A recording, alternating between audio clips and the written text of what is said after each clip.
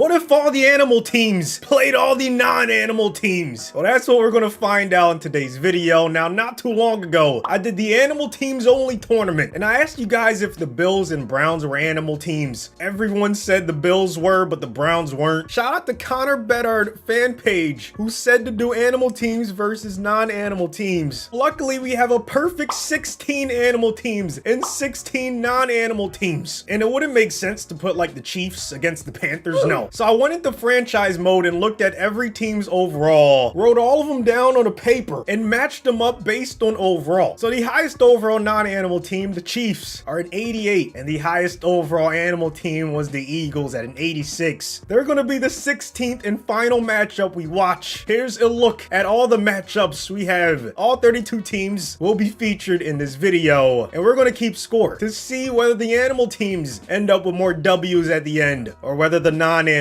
teams come out on top. Let's begin with the first matchup between 16 seeds. The Cardinals represent the animal teams at a 78 overall, and the Giants representing the non-animal teams at a 77. Going to be on all Madden and simulation. First offense we're going to see in this video is the Arizona Cardinals. Marvin Harrison Jr. fresh off of a nasty week where he had over 100 yards and 2 touchdowns in the first quarter. Going to pay attention to that matchup a lot in this one. Connor with back-to-back runs. Third down and short, will we see Kyler's first pass? Yes, 4-man rush. Dexter Lawrence beats his man, but Kyler finds McBride to keep the chains moving. Another third down and short situation. This time they're not gonna get it. Connor gets taken down in the backfield, and the Cardinals are gonna punt. First drive for Daniel Jones, Malik Neighbors and company. He's gonna throw it on his first pass, finds his tight end who breaks a tackle and barely gets back to the line of scrimmage. The G-men, obviously non-animals, I mean they have men in their nickname. Daniel Jones running like a grown man, taking off, picking up the first on the ground. Later on in the drive, Daniel Jones gonna try to go to Slayton instead. He's gonna find a Cardinals DB who has a chance to take this one to the crib. For the first points of the game, I believe that's Sean Murphy bunting to the crib. However, it's the non-animal teams that have the lead with less than 2 minutes left in the fourth quarter. Cardinals down 6 with only 1 timeout. Actually, no more timeouts. They just used the last one. 3rd and 1 situation, biggest play of the game. Danny Dimes under center. You gotta think this is gonna be a run. Singletary not gonna get there. Last chance for the Cardinals. 4th and 10, 4 seconds left. It's Hail Mary time. You have no more timeouts. You need a touchdown. Kyler escape in the pocket. Just gotta throw it up. He's not gonna get rid of it. Chapman with the sack. And the non-animal teams are the first to get a W in this video. Our next matchup, we have the Panthers from the animal teams, 79 overall, and the Patriots from the non-animal teams, 78 overall. How can you not feel bad for Bryce Young? First overall pick, man. They benched him after only 2 games in his second season. So here we go. Andy Dalton, the Red Rifle, at quarterback for Carolina, incomplete on first down. Hopefully the man gets another chance somewhere else, or maybe even later this year. Andy Dalton gonna fumble it on the second snap of the game. Not the best start for the Panthers, but hey, the non-animal teams got the W in game number 1, even though the G-men started off throwing a pick 6. So it's not how you start, it's how you finish. So much time for Dalton. I mean, oh, how do you get sacked? They only rushed 3. You had like 12 seconds. So Drake May and the Patriots start off in phenomenal field position, but Derrick Brown gonna get to him. I think that's been overlooked. I'm pretty sure he has been injured to start the season. So yeah, that's another reason why the Panthers are struggling. Look at that sack though by Jadeveon. Could be a defensive battle. 3rd down and long.